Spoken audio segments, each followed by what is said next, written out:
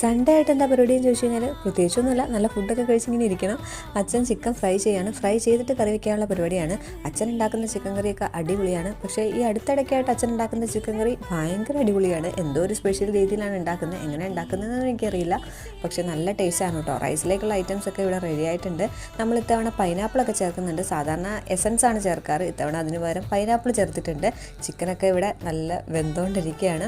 അപ്പോൾ ഞാൻ കുളിച്ച് കഴിഞ്ഞിട്ട് വന്നിട്ട് ഫുഡ് കഴിക്കാമെന്ന് വിചാരിച്ചു. ഞാൻ കുളിച്ചിട്ട് വന്നപ്പോഴേക്കും ഇവിടെ എല്ലാവരും നല്ല തകൃതിയായിട്ട് ഫുഡ് കഴിക്കുന്നുണ്ട്.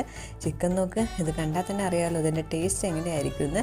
അപ്പോൾ ചിക്കൻ ഉണ്ട്, പിന്നെ നമ്മൾ ഇന്നലെ ഓണത്തിന് വേണ്ടിയിട്ടുള്ള അച്ചാറൊക്കെ ഇട്ട് വെച്ചിട്ടുണ്ടായിരുന്നല്ലോ, അതിൽ നിന്ന് കുറച്ച് നാരങ്ങ എടുത്തിട്ടുണ്ട്, സലാഡുണ്ട്, പപ്പടമുണ്ട്.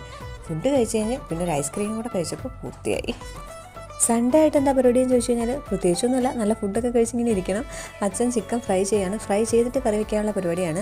അച്ഛൻ ഉണ്ടാക്കുന്ന ചിക്കൻ കറിയൊക്കെ അടിപൊളിയാണ്. പക്ഷേ ഈ അടുത്തിടയ്ക്കായിട്ട് അച്ഛൻ ഉണ്ടാക്കുന്ന